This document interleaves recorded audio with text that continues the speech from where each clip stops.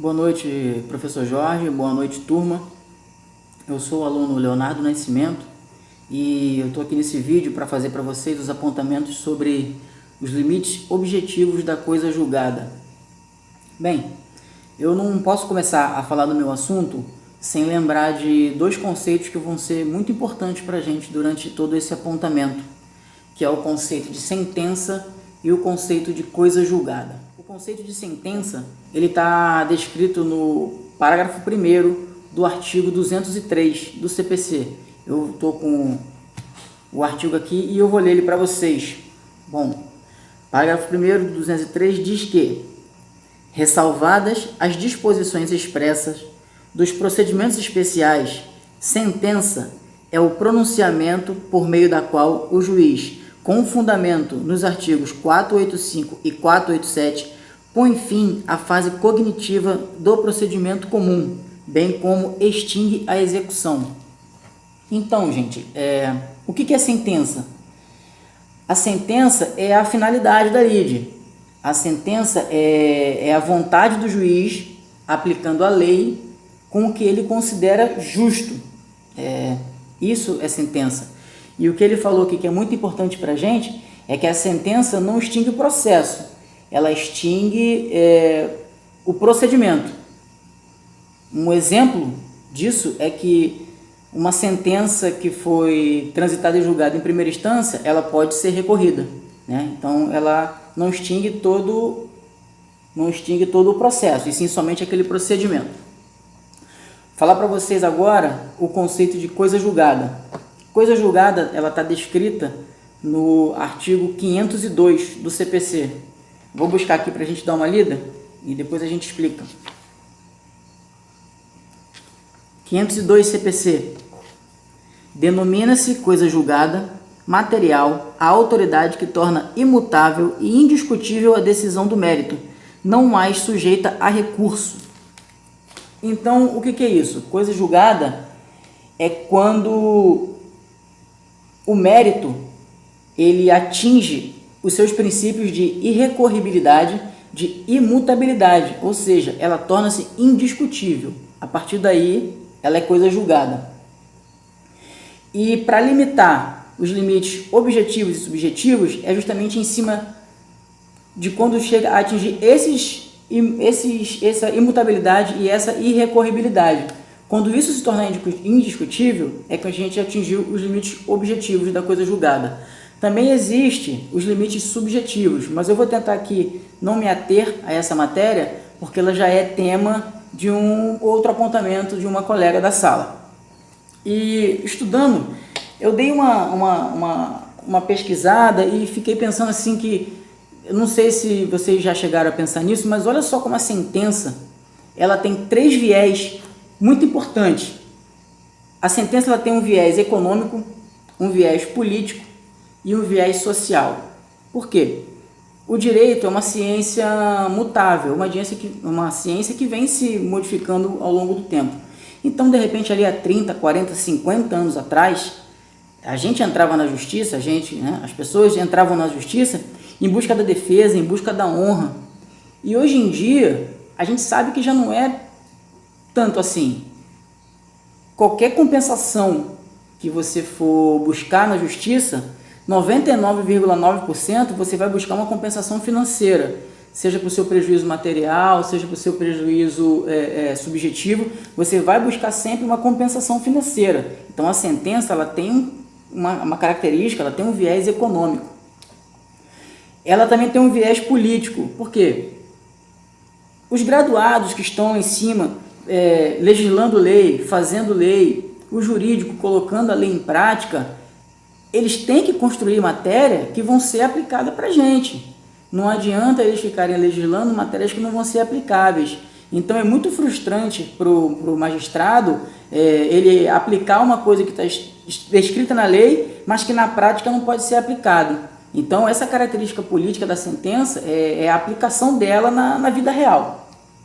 E o cunho social da sentença somos nós, porque nós, como sociedades, indivíduos, utilizadores do direito, é interessante para a gente que a gente veja a sentença com a resolução da lide. Ela vem nortear, ela vem finalizar quando se existe uma questão para resolver. Então essa questão social é muito importante também. Eu vou citar também aqui duas definições rápidas também, não vou me adentrar muito, porque ela também é tema de outros colegas. A coisa julgada, ela pode ser formal e ela pode ser material. E aí, a coisa julgada formal é aquela que promove imutabilidade da sentença quanto ao ato processual. E ela é coisa julgada material quando ela promove imutabilidade do conteúdo da sentença. E aí agora a gente vai entrar, propriamente dito, nos nossos limites objetivos, que é onde interessa para a gente. Os limites objetivos vão julgar as questões que transitaram em julgados, e essas ficaram cobertas pelo manto da irrecorribilidade e da imutabilidade. Então, a pergunta que a gente faz agora é: qual é a parte da sentença que é transitada em julgado? Vamos lembrar aqui que a sentença, ela tem 3 elementos, que elas estão descritas no artigo 489 do CPC. Vou buscar aqui para a gente dar uma olhada também aqui no 489.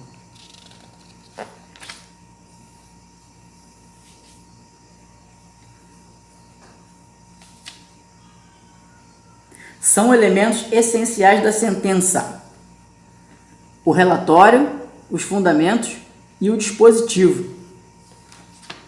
O que a coisa julgada objetiva busca?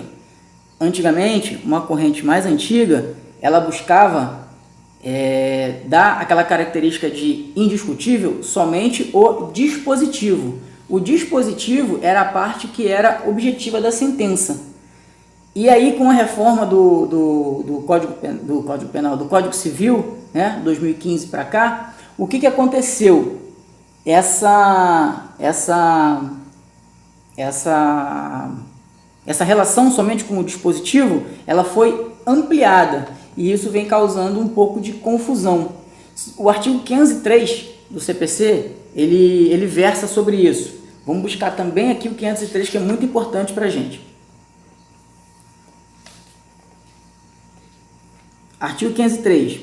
A decisão que julgar total ou parcialmente o mérito tem força de lei nos limites da questão principal expressamente decidida.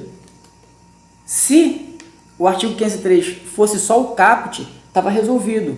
Era o dispositivo da sentença, era o limite objetivo e ponto final. Acontece que ela tem o parágrafo 1º. E é aí, nesse parágrafo 1º, que acontece a ampliação dos limites objetivos da coisa julgada.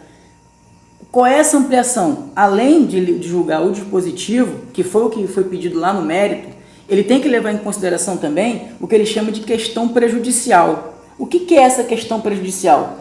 A questão prejudicial é uma questão que surge na contestação e na qual o magistrado ele não pode decidir a questão principal sem analisar aquela questão prejudicial. Uma aplicação prática desse aí, um caso prático muito fácil de entender. Determinado autor pede uma indenização de alimentos e o réu se declara não ser pai daquela criança. O juiz ele não pode julgar a questão alimentos sem antes julgar a questão paternidade. Então, essa questão paternidade aqui é a questão prejudicial do nosso mérito.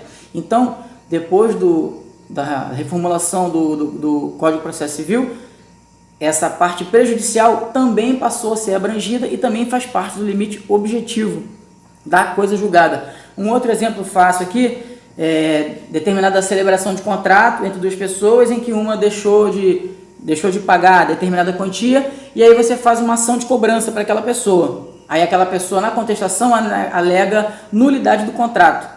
O magistrado não pode julgar a questão da cobrança sem antes julgar a questão da nulidade do contrato. Então,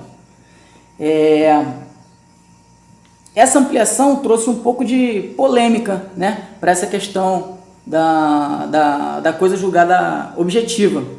E essa polêmica, a gente tem que tratar, nós como os advogados, nós temos que tratar ela aqui com muita cautela, né? Nós somos operadores do direito, e a gente vai ter que buscar o cumprimento da lei com o que é justo. Então, como a corrente é divergente, tem gente que aceita que o juiz que julgou o primeiro caso não pode ser o mesmo que vai julgar o segundo, a questão prejudicial. E tem gente que entende que tem que ser o mesmo juiz. Então ainda está muito... É muito diversa essa questão aí. Então nós temos que operar com cuidado, mas ao mesmo tempo se fazer do que está na lei. O ideal era que tivesse reformulações, né, nos textos para poder definir melhor isso aqui para a gente. Então, o limite objetivo fica, para fixar na nossa cabeça, fica sendo o dispositivo da sentença, né? O dispositivo é uma das partes da sentença, aquela que a gente viu lá no artigo 489, junto com as questões prejudiciais que podem aparecer durante o processo. O STJ, né, deve se pronunciar em breve, é possível que hajam novas reformulações, porque o STJ até lá tem que pacificar essa questão para poder facilitar e alinhar as decisões. Os profissionais do direito, nós, advogados, por enquanto temos que continuar agindo com cautela para poder fazer valer a justiça. E as partes? O que as partes têm que fazer enquanto isso? Também lendo e estudando, na minha opinião, eu acho que o que a parte pode fazer para se cobrir disso, não aparecer uma questão prejudicial? Ela pode ajuizar processos diferentes. Então, o que acontece? Por exemplo, vamos pegar aquele nosso mesmo exemplo lá da questão de alimentos. Antes de pedir a questão de alimentos, já pede a questão da paternidade. Então, são dois processos diferentes. Um de paternidade, um de alimentos. Vai evitar que apareça uma questão prejudicial naquela questão, na primeira questão. E aí a lide vai ser resolvida de uma forma mais abrangente, de uma forma mais completa, e a gente vai conseguir atingir aquelas questões da irrecorribilidade, da imutabilidade. Então a sentença fica sendo indiscutível, se torna coisa julgada.